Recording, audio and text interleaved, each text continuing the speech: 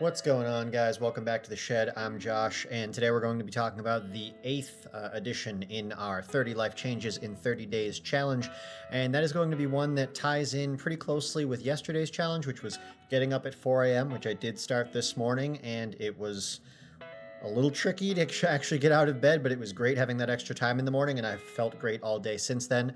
Definitely excited to keep going with that one. I actually got out of bed at, I think, 4:03, so I didn't have to push it any later than I wanted to. I didn't have to cut it to 4:15 or 4:30, so that was great.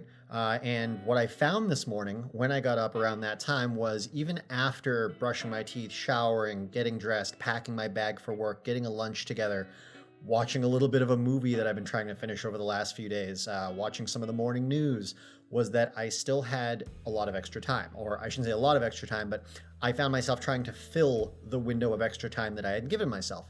And so something that I want to add into that time slot is exercising, working out every day. Every day. I'm going to vary the level of exercise because obviously I want to have a rest day every now and then, but I do want to have some kind of physical fitness every day. And so I have a set of kettlebells at home. I think I have a 15 pound, a 25 pound, and a 35 pound, which is more than enough to do pretty much any range of exercises that I want to do. Kettlebell swings, presses, anything like that. I can obviously do body exercises like crunches and squats and all kinds of stuff like that. Although if I was going to do squats, I would probably do them with a kettlebell because you can do goblet squats, which are pretty nice. And then I also have a, what would you call it? Like a, not a spinning bike, but I have an exercise bike, a workout bike in the basement. The only downside with that is it's not the most comfortable, or I should say I'm not used to being on a bike. I used to ride my road bike, which I actually spent a good amount of money on, and I wish I would have had the energy to have gotten on this season, but now that it's actually snowing out right now a little bit, I don't think that's going to be happening. So I do like riding. I used to ride a lot, especially when I lived in the city. I would ride to and from work every day, and I got very good at it. I could cover 3 miles in about 12 minutes, which I can't do the math in my head, but it was a really good pace. And I also used to rock climb and all kinds of stuff. Being in the city was great for my fitness and my health, but since moving away from the city and just getting kind of sluggish and, relaxing into life, I've lost that motivation and that drive to do physical things. I still play roller derby and occasionally I'll work out, but for the most part, I do a lot of lounging and I do a lot of activities that are creative that I really enjoy, but they're mostly done while sitting, and that's not great for your physical health. And so I want to start working out every day. I'm going to use a lot of the kettlebells. I'm going to do a lot of body stuff, and on my lighter days, I'm probably just going to do 30 minutes on the bike because it's good cardio. I do like going running. There's actually a couple of forest trails near our house, and I have a pair of nice trail running shoes.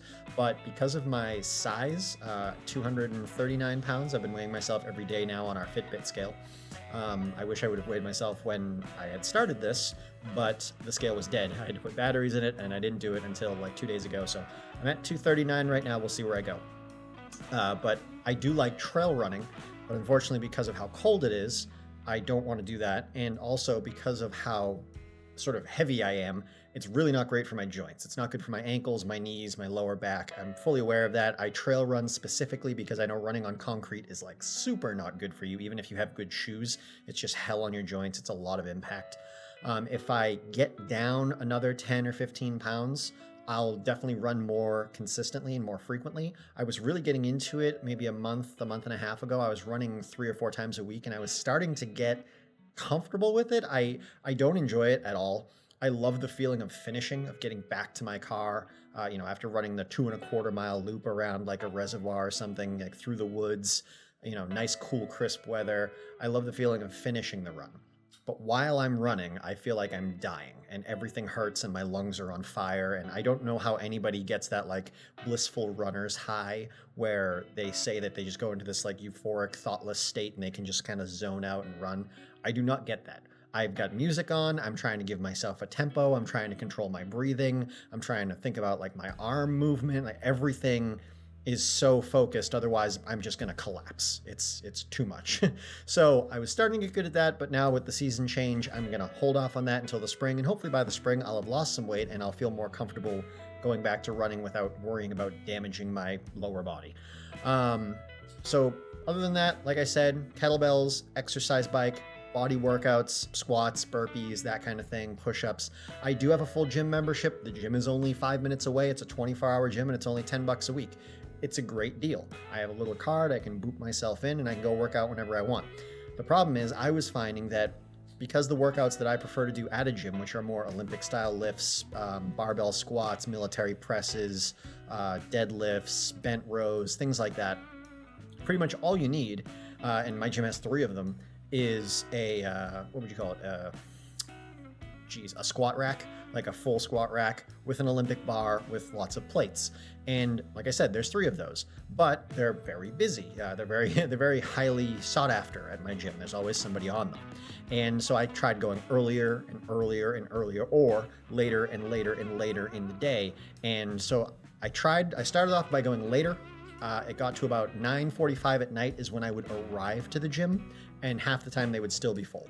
And so that's ridiculous. And so I tried going at 5 a.m., full. I tried going at 4:45, full. I tried going at 4:30, and that was, like I said, last time I tried doing this getting up super early thing, that's when I was going to the gym, 4:30.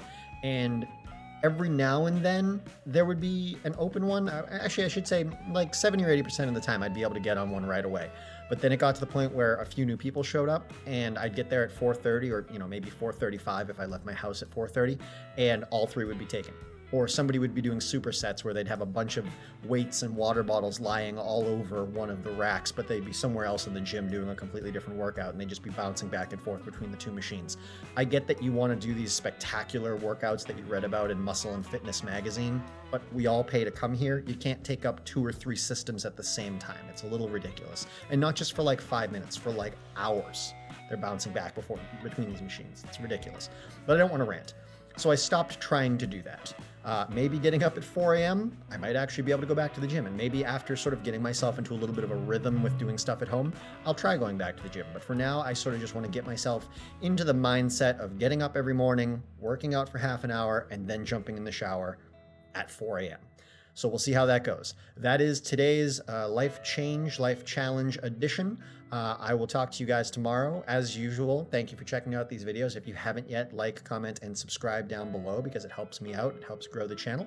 And yeah, I will see you guys tomorrow for the next one.